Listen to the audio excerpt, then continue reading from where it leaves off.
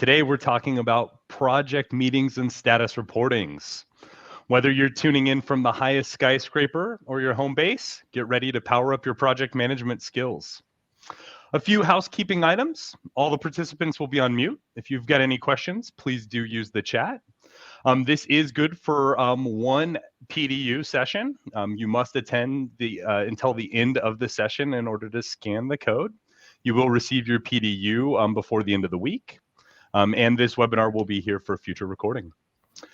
Before we get started, let me introduce you to our experts. First up, we have the Superman of PM strategy, Steve West. Steve has helped thousands of businesses make their work life easier as the founder of Project Insight. Project Insight is an award-winning online project management tool. Our mission is to automate your work, unify your data, and make your life easier. If you're not currently using our platform, please reach out. We would love to work with you. Alongside Steve, we have the master of milestones, Diane Buckley Altwies. Diane is a seasoned PMP and author. She directs core performance concepts. As always, we're extremely fortunate to be learning from you both. Kind of meta here, our meeting on meetings, right? How are you guys? Well, good. How are you? Wonderful. Thank you. We're doing great. Thanks, Matt. Good. So we ready to kick this off? Ready to go? Yeah, let's go. Let's do it. Definitely. Yes. Welcome to April, everybody. This is not April Fool's Day, right? Not anymore. Welcome to April. So today we want to talk about that really exciting topic of project status and meetings and, that part of our job as project managers that is, just continuous, right? So what we want to do today is kind of chat a bit about some of the best practices with meetings and delivering status. Looking at some tools, and of course, we're going to look at Project Insight and show what Project Insight can do that makes it, make you even more of a better superhero. And we'll also talk about a bit about waterfall and agile as well, because there's additional pieces that, from a statusing standpoint, that are really important, that are very powerful in managing your projects. So let's get going. All right. So, the first thing, again, we all as project managers, how many people in the audience here feel like they have too many meetings on their plate, right? Right. How many people know who in their organization hold really effective meetings and those that you dread going to? And what we want to do is talk about those that really are effective meetings. And, one of the main things you got to start with is you have to have the right people at the right meetings. We don't need to include Steve West if it's not something that the CEO and founder needs to be involved in, right? So we don't want to put on people's calendars, meetings that they don't need to be in. We also want to make sure you're using agendas. I have had conversations with people about not having agendas. And I don't even understand why, because then what happens when you have no agenda, Steve? You just go on and on and on. Right. And I do. Yeah, right. So you're not allowed to talk today then. No. You're a human, Steve. It's not unique to you. It's everybody. That's why the agenda is so crucial, right? Yeah, the agenda is really, there's definitely pros and cons to it. But like my biggest thing with making sure that you have an agenda is I know that I have a lot of meetings and I might have set up those meetings 3 weeks ago. And you get to the point where I have a meeting this afternoon. What is it about? So having an agenda is super important. The other thing that's really, really important is be very conscious of people's time. When meetings run over regularly, A, people stop listening. B, people shut off and leave, and they may not hear everything. So, as a project manager, we have to be very conscious of people's time and making sure we can make the most effective meeting as possible. So again, being prepared, setting those ground rules, and then as we go through the meetings, there's a lot of things we want to get out of it, So have you ever been to a meeting that seemed to have no purpose at all? Yeah, of course. Oh, and then, right. So you're you get off the call. It's that was a waste of time. Right. Well, I think you can get caught up in having a meeting just to have the meeting. And, you said respecting time.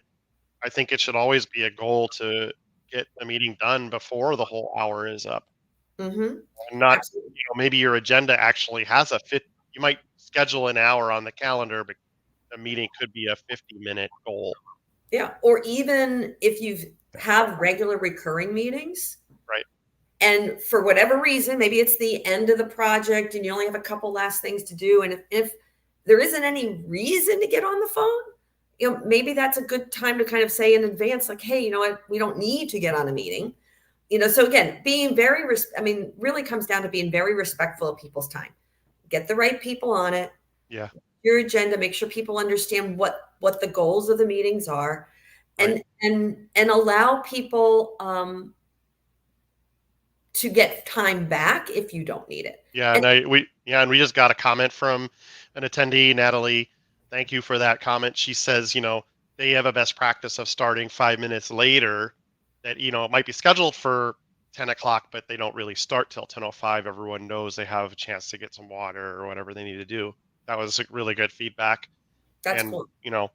we mentioned agendas. I think a subtlety of the agenda is putting that agenda in the appointment calendar itself. Mm-hmm. Oh, I think you went there. There you go. I just jumped ahead. How'd you know that, Steve? How'd you know that? We talked about it before, but I for one like it especially if you're a busy person who's in a lot of meetings or has optional meetings. It's nice to be able to just look in the calendar to see, well, what are we going to talk about? Do I need to attend or not? Mm-hmm. That's really helpful to the attendees. And you brought up a really good point too, the fact of optional.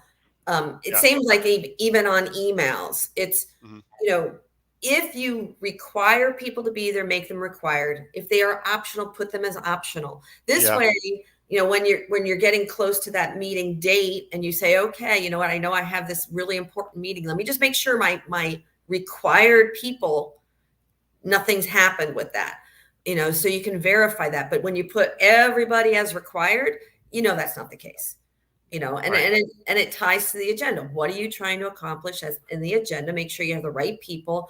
And if you notice in this example, there's a time limit on it. There's a person assigned to each item. That makes people accountable, and attach any documentation that would be helpful. Because how many times have you been on a call or a meeting and you say, everybody got that email? And they're like, no, I didn't. Where is it? Blah, blah, blah.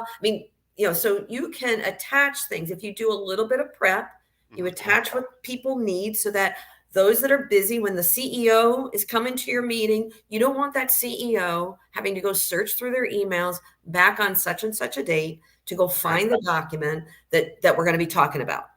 Or then somebody's voting in the chat or whatever. But, really put as much as you can into this. And it really helps from a long-term perspective. It's like, you've put the plan out there, what you're expecting. So, if you're doing it weeks in advance, then it's a much easier way to kind of prep for the conversation the day before, the day of. And there is a subtlety on the attachment comment about that. They can be physical attachments, or if you're using SharePoint, the links to the attachments is another, it's best to have a link to the document if you can do it that way. Absolutely. So depends on your organization. If, we're in this transition of some people still attach files to emails, and some people do the linking from the SharePoint or the Google or whatever your system is. The linking methodology is better. And just in the last 5 years, I think more and more companies have really moved to that. Yeah, so absolutely. We'll keep seeing that direction. I think you're right. With the collaborative parts of Office being put in there, it's such a nice piece to just click and have immediate access to what you need, and then keeping it in the agenda even makes it easy for yourself, right? Wherein if that meeting I set 3 weeks in the future, I'm not going to remember what's going on there. No, I know. Yeah, a lot of times, it's really hard to get things out of emails. It's a lot easier to go back to that appointment and find whatever the links were to the. That's a really good point. Yeah, because we have so many tools nowadays. Being able to track down what was emailed or what was sent in a chat. The only challenge is there's a lot of times there's firewalls and things like that, so you have to be can, Yes. if you're dealing with an external party and whether or not they have access to that location, that's always a challenge. But I think that the message is that pull it all together within that invite. And at the very minimum, your calendar's not going away, right? You can always search on your calendar and say, hey, when did I have that last meeting? I do that all the time. When did I have that last meeting? Who was in attendance? It really is helpful to kind of keep track of that. And then, as you complete your meetings, as part of your meeting, as I said earlier, you want a purpose, right? What are we trying to accomplish? So then there's a trend, whether there's actual true meeting minutes or just a recording of a meeting and things like that, to be able to capture what happened. And that's really important. And there's lots of new tools, and we're going to show you one of the ways that Project Insight helps facilitate the capturing of the activities in the meeting. So you want meeting minutes aren't meant to be a total transcript of everything, but if you have a recording, that's great. What you should be trying to do out of your meeting is, what was resolved, what decisions were made, what actions are needed to be followed up on. Is there any new risks on the project? It's not necessarily meant to be fixing a problem if it's a regular meeting, unless you made a very specific meeting to fix the problem. And that obviously would be a smaller audience, focused on that particular issue. But gathering what happened out of the meeting is super important. And there's a lot of different tools that you can use, but we're going to show you how Project Insight can show you that. I'm going to hand it to you, Steve. Well, sure. I thought, and I just saw a comment from another attendee, Mark. He says that, he updates the agenda with the information to keep it out of the inbox, So I think the tendency for most people is to, most of the time, the meeting minutes ends up being a follow-up email, and that's great. And that's especially if you have clients and all of that to do that. But one of the things we've added this year to Project Insight is this meeting minutes feature, which I believe I'm sharing. There we go.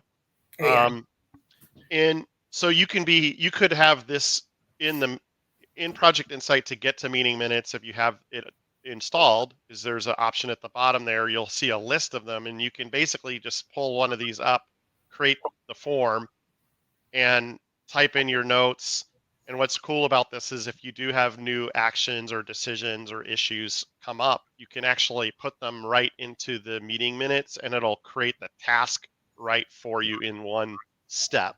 Which is awesome. And the other benefit of doing the meeting minutes in our tool is it's connected to your project now versus like, what did I say a month ago in that one meeting, having to go dig it up out of your email or out of your OneNote or out of your other tools that you do. Out of your Outlook to go see where they were, right? Mm-hmm. Yeah.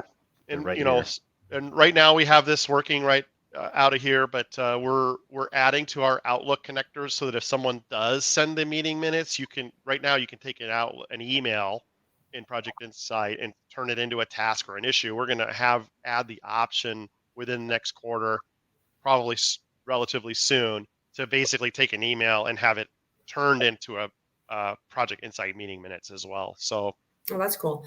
And on that note, and some of the things in here, I love the fact that it has, the actions and it actually turns into tasks.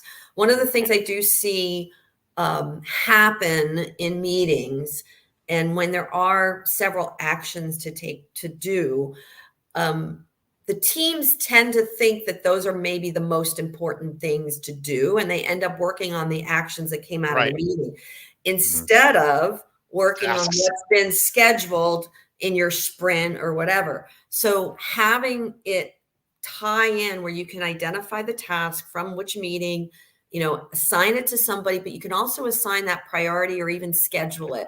You want to make sure that you're not disrupting the progress of your project for a lesser priority item. Now, there might be some things that turn into the priority, which need to be prioritized and other things shift. But what I see a lot of is within a meeting, oh, we said we needed to do that. I'm going to do that right now. Well, maybe it didn't need to be done right now. And maybe you should have finished what was on your plate yesterday instead.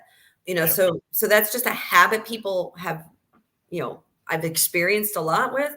And this really helps because you're setting the expectation that we're going to create a task and we're going to schedule that task for you. Yeah. Yep. We have a couple questions from the audience there. Sure. One of them is from Monica. She's asking, is there an option for meeting minutes in the reports? There is a reports across project meeting minutes option, but and then Mark's asking if there's a tutorial.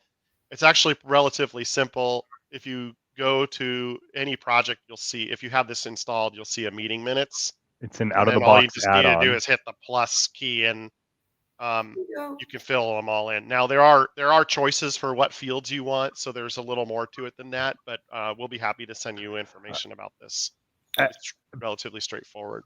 Piggybacking on there is choice on the fields, that goes off of Diane's earlier point of priority, right? You can have priority being one of those fields that you can choose on these, so that way I'm me, right? And I'm going to see my list of items on my work list. Now there is a little bit more kind of to that and what order I should tackle those, so I don't just do the very first thing, to Diane's point, right? Yeah, I mean, the priority feature in PI can help those of you out there to make, out of the box, you could have low, medium, and high.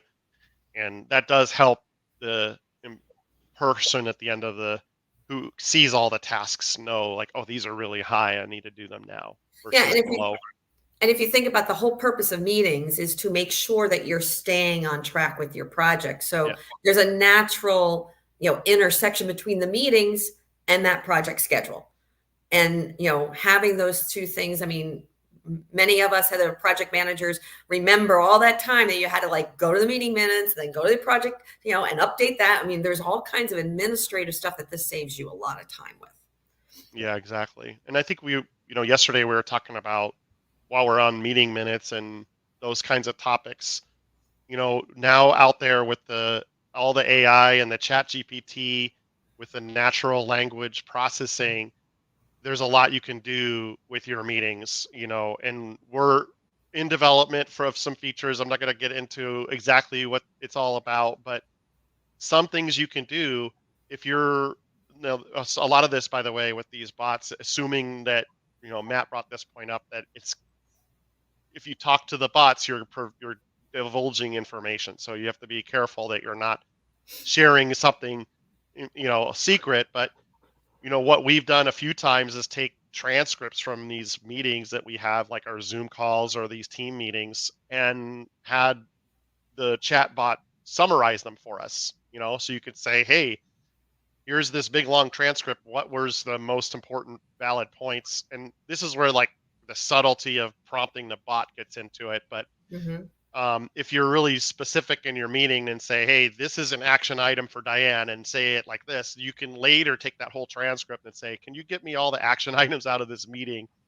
And have it kind of help you save some time. So those, and we're going to be working on things like trying to automate that whole process of doing that. But before that's all automated, you can actually still go get yourself a tool and still save yourself a time, especially if it's a meeting you weren't at and someone recorded it. Right. You can get the transcript and run through it, have the chat tell you in, 30, it's a couple minutes to kind of get it working, to get the transcript to go and put it in the bot. Sometimes you got to do some work to consolidate the text. But that's a lot quicker than listening to an hour meeting, right? Yeah, and you bring up a risk, because when Zoom came out with their little transcript AI process, I didn't even think about it and went on a call and it gave me my transcript, and there was a personal conversation that was happening early on that we were kind of just chit-chatting about, and then there was an acronym that we were talking about that the bot interpreted as a word that you shouldn't say. So it was like, you got to be careful, and AI will get there, but it's really interesting and finding ways to make life and work a little bit easier. there's going to be some super value to it. Yeah, productivity enhancer, but you still have to be a functioning human. I mean, these things, everyone likes to hype it up I guess you've seen, Matt, you live in Phoenix. I've seen the self-driving cars. That's impressive. Sure. At the same time, though, these tools are still tools. They're like helping you with your job. They're not going to eliminate your job, but they'll help make your job a little easier. All of them. Yeah. But it's something we all should be, keep our ear to the ground. Everybody should learn about it, figuring out the best way to apply it. And like you said, it's like if there's ideas and stuff people have, and as Project Insight continues on that quest, Well, I mean, feel free to share if you guys have specific things that you would love to see, AI help with.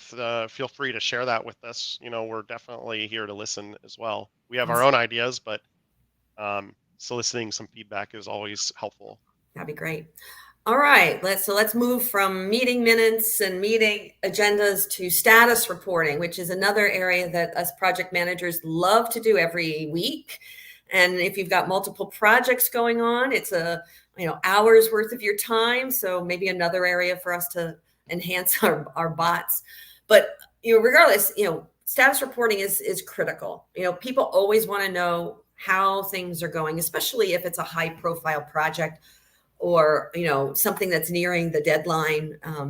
Status reporting is critical. And, you don't have the time to go talk to everybody individually, right? And not everybody's going to show up at a meeting to get the status. So, how do we report on it? The status reporting, you make sure, you got to keep them focused on the things that are important, things that impact those project outcomes. So if you're approaching the end of a project, what are the natural questions? Like, are there any key issues that are happening that are putting the end of the project at risk? So it has to be contextual in the stage of the project that you're in. And it has to be more actionable. And if there's something that you want people to do. So if the project's in red, okay, great. Understand it's in red, but how do we get it back to green? You want it to be actionable, and you want it, you want to be able to highlight things that are happening and timely. And what it's not is, a transcript of every meeting that happened in the last, 3 months, right? People won't read it. You won't want to do it, and people won't read it. So the real goal here is to have it's a talent. It's a skill to be able to put it together and make it meaningful that people will read, and highlight the things that you want people to have action on. One of the main things too is just measuring progress. So we've had this conversation before. Every project, is bringing value to the organization, whether they're, improving a process, whether it's more revenue, what are those goals of that project? And can you articulate what the status of that progress is? Are you going to be able to reduce the startup time for a particular operational flow? Are you going to be able to get that revenue that you're looking for? So status reports should also look at how you're doing against the objectives of the project. You want to be able to measure your accomplishments. And like I said, it's more about that big picture. It's like, are we going to deliver on what we expected to deliver? Yeah, that's tough.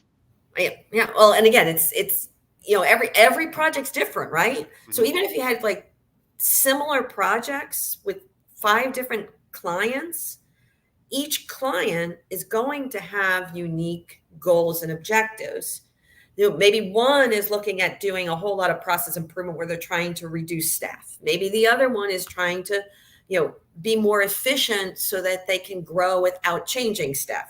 Maybe the other one is, we've never had technology, so we're implementing some technology to make us more efficient. So every single one, even though they might be similar, every single one might have different goals. So your status reporting should reflect those goals and whether or not you can achieve them.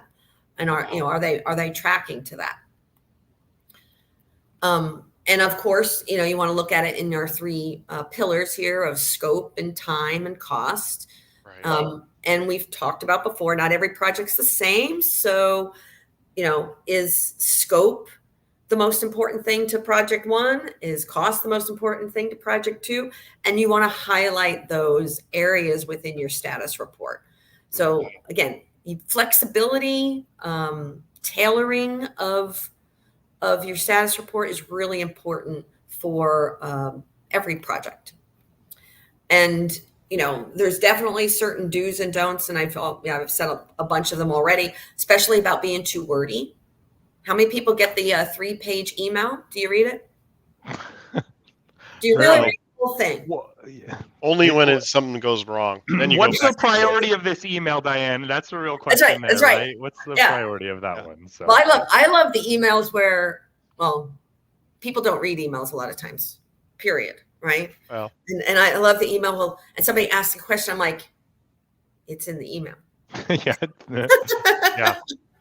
See 3 paragraphs down, 3 threads down, right? Yeah. But status reports is the same thing. I mean, Yeah. really, and again, how are we delivering our status reports? I mean, maybe that's something that will change with technology. How do we delivering status reports? Are we giving people a whole deck and you got 40 projects going on in the organization and everybody's reporting in the same way? Who's really reading it? I mean, I've had that argument before. It's like, if you tell me you're going to read the status report, then I'll do a status report. Or like in Project Insight, you can identify the issues. You can report on that status within Project Insight. Anybody can go in there at any point in time and see what the status is. So there's definitely things we can be doing that facilitate the delivery of status reports and maybe the actionability of status reports. Right. And what you're seeing now is just like the out of the box status report feature in the tool. If you have this turned on, it'll show up down here. And it just shows, the basics of the schedule here. If there is budget, it'll actually show the budget. Actually, it doesn't show the budget always, but schedule here, your health, which you can update here. This is assuming you have the health indicators turned on. This is the, our health by default. There's 2 health plugins in Project Insight. One is this automated one that tells you that, like, this is saying you're over your hours and this is your behind schedule, but maybe it's really yellow. So these are here to help you see if there's a problem. But then we give you the power as a project manager to actually determine what the overall health is here. I'm saying we're still green, even though the program is saying we're over budget and behind a little bit. I know we're going to catch up, kind of a thing. But maybe my main problem is resources are red. So you can, do your health right here. And then these are milestones showing, and again, these are some of the options. You can decide to share certain issues onto the status report or just all the milestones. So there's a couple different options just out of the box for this. And then of course the free form area for putting your status notes right here. And if you're maintaining your Project Insight project in an appropriate way, status reporting is really a non-event, right? Well, I think it doesn't get you the whole way. Nothing will, because you still have to make the judgments there. But we have clients, what they'll do is they'll take this and print it out as a PDF and attach it or save it out and send it out to people. Or again, if everyone's a user of the tool, they can just log in and look. But more often than not, you're always communicating to people that are not in the tool. So the best practice would be to take this report that you have here and incorporate it into what Diane was saying earlier, saying, if scope and budget are important, you would just highlight those in your report and then attach this part as an addendum or sometimes a screenshot. Some people like to do that and take the screenshot and throw it in an email. So, customers do various different things. This is designed to help you have an overview that is safe for an executive to go see or safe for a client to see. And it's different than our overview screen up here, which shows you everything. This has got everything on it. You don't necessarily want to share that to the executives. You really want to share them a summary of just the milestones, what the health is, a couple issues that we're having, or risks also are optional to show on here. They're configurable by choosing whether it's going to be on the status report or not. You see that option. So here I have this one issue. I've chosen to put it on the status report, and now it'll show up. And other issues don't have that flag, and they don't show up on here. So, and that's awesome, because that's actually goes back to our little do's and don'ts. It says highlight key areas requiring attention or action. So we're highlighting the things that require, where, if there's particular actions that you want to, make sure are maybe the executives are made aware of that this action has to happen, so you're gaining support. What are some of the next steps? Any issues that might be really important right now? You don't want to share with them every single issue that's out there, because some of them you're fine with. It's only really when people need action that you're asking for help or you're asking for support, is what a status report really should be. It should be a very actionable process and very small. So again, I'm not a big fan of the 40 pages of every single project that are in the organization, because you hand that deck to somebody, they're not reading it. They're not going to read it. Right. And just like I was showing you before, like the choice to choose an issue or status report. Similarly, the client view tool we have as well. Those two boxes are there on any item. By default, they're not on. You have to choose, this issue is going to be on that report. That's cool. Those kinds of really things. Cool. Yeah, exactly. So that really helps, I think, just speed some of that up for you if you're using that feature. And the other thing is, many of our clients, some of them ask us to make this a little bit different, which we've done that as well. So, because some customers have a very specific format they need to get it in. And the other thing that I didn't even share is we have a Word merge and a PowerPoint merge feature that allows something like this to be created and exported into your formal template that you might have. So, which is really nice if you do have a formal template that is that 40-page, regardless of who's reading what, right? But in that way, rather than having a PM waste valuable hours of creating all of these documents that are going to be loosely looked at, PI creates in one button all of them, and then there you go. Please read or don't, but it wasn't all that much sweat off of us to get it done for you. Yeah. So, I mean, that option is right here, where you can, we don't have it in this demo, but you would be able to export to Word this way from a list of projects or PDF. Absolutely. Yes, our jobs as project managers are not to be spending 20 hours a week doing status reports. So we appreciate Project Insight making those enhancements for sure. Yeah. All right. At the end of the day, it does come back down to the project manager doing a great job of figuring out what are the top 4 bullets that go at the tippy top of any report. That's like, we're on time, everything's going okay, we're in scope or we're not in scope, and here are a couple issues. Like, no software is really going to give you that part of what is most important. That's where your job comes in. But if we can get you part of the way there, then that's our goal. Maybe someday, right? Well, still, maybe someday. No, I think there's always going to be that user, that knowledge base that has to make a decision whether or not it's something that needs to be escalated or not. And again, your status report is about, do we need to escalate anything, or are we tracking fine? So, all right.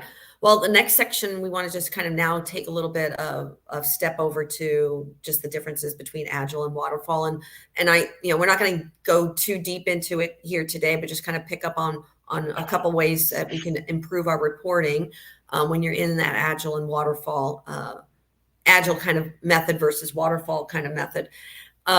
Because we have a webinar coming up next month on Yeah, detail good on it. soft plug for that. That's exactly That's it right there. We will That's be right. doing Agile Waterfall in depth next month. Well, Absolutely. yeah. Yeah. So again, there's definitely a difference between Agile and Waterfall from a kind of an approach standpoint. Most projects are kind of some sort of hybrid, because we've had this conversation before. Companies always seem to want a deadline, and if you go pure Agile, it's like you just keep iterating till you get to where you want it to be, which doesn't necessarily require a deadline. But most organizations are in that hybrid kind of model. But one of the things we really like with the Agile process is, that it's a constant review of where we are. We're looking at that vision. Remember I said earlier, you're always kind of looking at where you want it to go. What's those objectives? What's those goals? And then you're iterating through the process, and you're monitoring what happened for each sprint. And that, produces this burn down chart, which I think is really important for, I went a little ahead of myself. Well, we'll talk about burn down charts anyway. We'll come back to that one. But it produces this burn down chart, which is really, really interesting information that kind of gives a different kind of perspective of status, where before we were talking about it's a little bit more subjective of the project manager to say, how are we tracking? I'm going to put it in yellow status or red status. The burn down chart actually gives you a little bit more quantifiable data that shows you how you're tracking. So in the burn down chart, in this particular example, the blue line is, the generic, I'm going to apply a certain number of hours over the course of time, and I should be, delivering on a certain amount of work. And if I'm above the line in this orange line that you see, it shows that we're actually behind schedule, which means that we have hours remaining more than what we planned. So it's saying that we haven't necessarily done the work that we needed to do, that we planned to do. And in the bottom half of the chart, where you see it goes below the blue line, that's saying that we have we're utilizing less hours, but we're achieving the objectives of the deliverables. So it's a really beautiful visual to kind of show how we're progressing. Now, is it 100% quantifiable? No, you still have to interpret it, but it really is a great tool to help show that progress. And I know, over the, I don't know, how long has Agile been really popular? Maybe 15, 20 years now. Yep. The first couple burn down charts you do, they look awful, right? Yeah, it's hard to get them right. Yeah, absolutely. Because it really is a cadence. It's a commitment to not, remember I said interrupting your sprint and putting more work in it when you shouldn't have. It's a discipline. But if you do follow this process and you start getting burn down charts that make a lot of sense, it's a really great way to present to the senior management, present to your stakeholders how you're progressing. And it just gives them a sense of whether or not, you're going to make it. So if you're back up on this, day 4 kind of thing, and we're that far above the blue line, you should be reacting to that and figuring out how to fix it. And then you definitely know you're behind schedule if the right. orange line's above the ideal blue line, and then you got caught up at the end there. But, like we said before, that doesn't tell you what the quality is. No. And all of that. And so you're looking at a burn down from Project Insight. We actually have 3 different lines on this particular chart, because in Project Insight, we capture both the effort that was completed and the actual time entries if you're using the time tracking. So in this case, we have a blue line as the ideal line.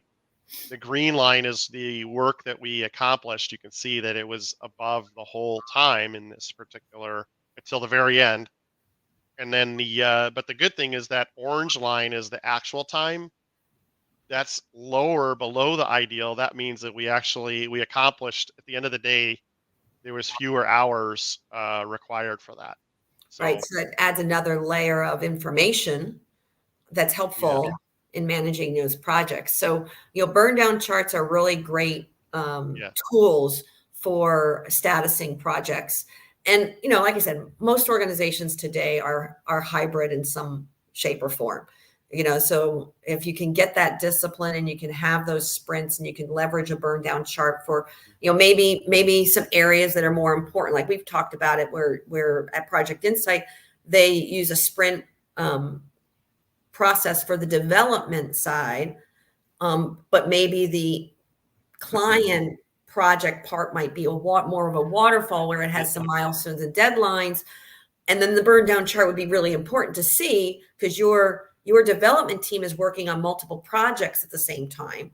That's so right. You want to see how we're tracking overall, and is there any risk for my project?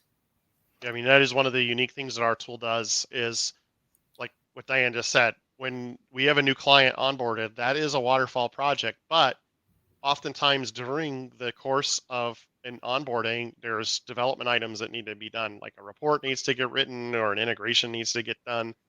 And by using the sprints, the development team is on the sprints because the releases are every 3 weeks.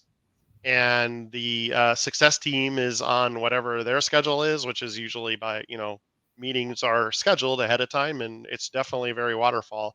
But if they need to have a task done, it'll get assigned into one of the sprints. So we're actually incorporating what the dev team needs to see from projects that really aren't their projects, because their project is roadmap with these extra things coming in. And this way they can actually see all of that in one fell swoop. The burn down really applies to the dev team. And then the success team is using just the standard project management tools to see what's going on in their waterfall projects. So that's I think a really good example of hybrid method, using both together. And even in a pure software development, a lot of times there are waterfall items, and I think a lot of developers, they just the sprint thing was designed, I think, really to help, because scope is so difficult to understand in software development. It's really, a year ago, there's no way. Time, right? You're creating something new, so you don't necessarily know. Yeah, and the feedback comes in real quick, and it's faster this way. But even in a software project, there are things that have to happen at certain parts of the time. Like, you got to do this release by this date because we're coordinating with a trade show, so like there's stuff that happens that you can't just go pure one way and pure another way.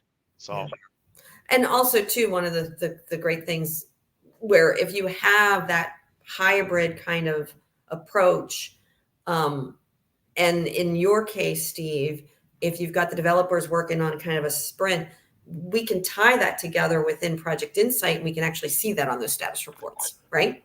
Yeah, everything that they do in the sprint shows back on the wherever. It's not like a copy of the task; it's the same task data. Right. So if that sprint is at risk, I see that, and I can react to it, and I can respond to it. So, making the project manager's life a whole lot easier when you can pull that all together. It's great. And also, even in a waterfall project, you could use the sprint feature to say, let's say it's a really big waterfall project, and you've got it's maybe a couple years long project.